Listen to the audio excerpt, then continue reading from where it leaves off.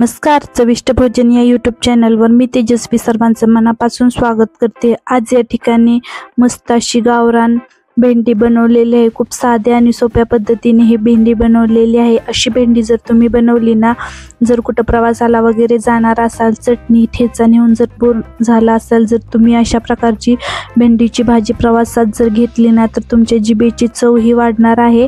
आणि ही भेंडीची भाजी 2 ते 3 दिवस अजिबात ही खराब होत नाही। खूप साध्या आणि सोप्या पद्धतीने ही बनवायची आहे। सुरुवातीला आपल्याला काय करायचं आहे, भेंड्या स्वच्छ धुवायच्या आहेत। जर आपण सकाळी भेंडीची भाजी करणार असेल तर काय करायचं आहे, आपण फ्रीजमध्ये भेंड्या ठेवलेल्या असतात, त्यावेळी संध्याकाळीच आपल्याला ही भेंडी स्वच्छ धुवून चाळणीमध्ये ठेवायची आहे। म्हणजे पटकन अशी वेळ न करता, अजिबात सुद्धा वेळ न घालवता आपण झटपट ही भेंडीची भाजी करतो। आणि जर भेंडीची भाजी जर फ्रीजमधून काढली आणि पटकन केली तर काय होतं, भेंडीतलं पाणी सुकायला वेळ लागतो, त्याच्यामुळे भेंडीची भाजी चिकट होते। त्यासाठी मी अगोदर भेंडी स्वच्छ अशी धुवून ठेवली होती। मग सकाळ झालं की मस्त अशी बारीक आपल्याला पातळ कट करून घ्यायची आहे। आता आपण ही भेंडी कट करून घेऊया। तुम्ही या पद्धतीने भेंडीची भाजी बनवली तर तुमची प्रवासामध्ये जिभेची चव ही वाढणार नाही आणि 2 ते 3 दिवस ही अजिबात सुद्धा भाजी खराब होणार नाही। जर तुम्ही लहान मुलांसाठी प्रवासात जर मुलं असतील तर अशा वेळेस काय करायचं आहे, तिखट कमी टाकायचं आहे। शक्यतो भेंडीची भाजी मिठाची खायला खूप छान लागते। आता हे बघा, आपली भेंडी कट करून झालेली आहे। आता आपण पुढची तयारी करूया।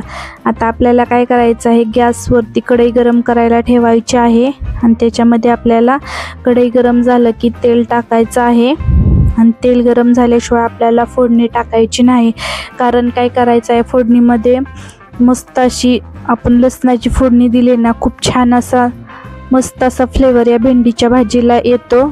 आता आपल्याला तेल टाकलेलं आहे, तेल गरम करायचं आहे। तेल गरम झालं की सुरुवातीला आपल्याला मोहरी टाकायची आहे, त्यानंतर जिरी टाकायची आहे। मस्त असा ठेचून घेतलेला लसूण आहे। लसूणच्या बाबतीत कंजूसपणा करायचा नाही, जेवढा जास्त टाकता येईल तेवढा टाकायचा, त्याच्यामुळे काय होतं, खूप छान असा फ्लेवर भाजीला येतो। त्यानंतर हळद टाकलेली आहे। आता या तेलामध्ये जिरी, मोहरी, हळद, ठेचलेला लसूण टाकलेला आहे आणि तेलामध्ये हा परतून घ्यायचा आहे। थोडासा कलर बदलला की आपल्याला त्याच्यामध्ये भेंडीची भाजी टाकायची आहे। लसूण कच्चा ठेवायचा नाही फोडणीमध्ये। थोडासा आपल्याला गोल्डन ब्राऊन कलर हलकासा आला की आपल्याला कट केलेली भेंडी याच्यामध्ये टाकायची आहे आणि मस्त अशी हलवून घ्यायची आहे। 1-2 मिनिटं गॅसवरती आपल्याला ही अशीच ठेवायची आहे, त्याच्यामुळे काय होतं, पटकन हलवली ना भेंडीची भाजी तर चिकट होती। यासाठी आपल्याला 1-2 मिनिटं आहे अशी कढईमध्ये ठेवायची आहे।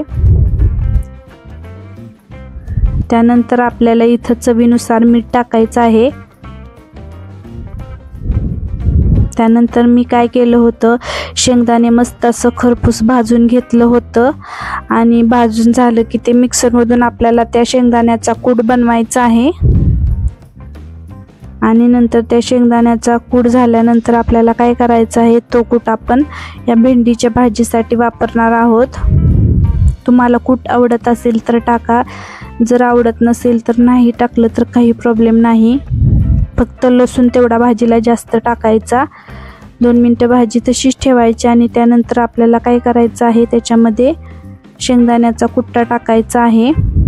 आपल्या गरजेनुसार टाकू शकतो, मी 1 मोठा चमचा टाकलेला आहे। आणि हा शेंगदाण्याचा कुट्टा आहे तो आपल्याला परतून घ्यायचा आहे कढईमध्ये। तुम्ही ह्या पद्धतीने जर भेंडीची भाजी केली ना, 2 ते 3 दिवस अजिबात सुद्धा ही भाजी खराब होणार नाही।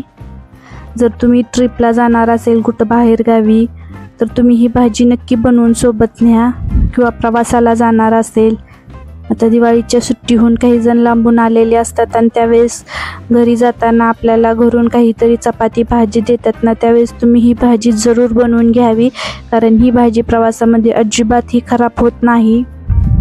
आता 2 मिनिटं आपल्याला ह्याच्यावर वाफ येण्यासाठी काही ठेवायचं नाही, अशीच कढई आपल्याला गॅसवरती ठेवायची आहे। आणि ते पटकन झाकण झाकले की काय होतं, भेंडीची भाजी चिकट होते, यासाठी आपल्याला पटकन ताट झाकायचं नाही। 1-2 मिनिटं अशीच आपल्याला कढई ओपन ठेवायची आहे। आणि सतत उलताण्याने हलवत राहायचं नाही, त्याच्यामुळे त्याच्यामध्ये चिकटपणा येतो। आता हे बघा 2 मिनिटं झाली की आपल्याला काय करायचं आहे, कोरडं ताट घ्यायचं आहे, प्लेट, आणि ती प्लेट आहे ती आपल्याला या भेंडीच्या वरती झाकून ठेवायची आहे। आता एक 5 मिनिटं आपल्याला ही प्लेट अशीच ठेवायची आहे, त्यामुळे काय होतं, एक वाफ राहते ह्या भेंडीच्या मध्ये आणि त्यानंतर भेंडीची भाजी आहे ती चिकट होत नाही। तुम्ही बघू शकता।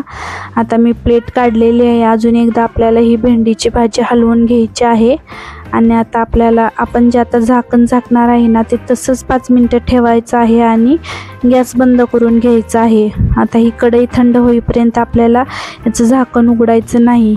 आता कढईमध्ये 5 मिनिटं वाफ राहिलेली होती, आता मी दाखवते उघडून तुम्हाला।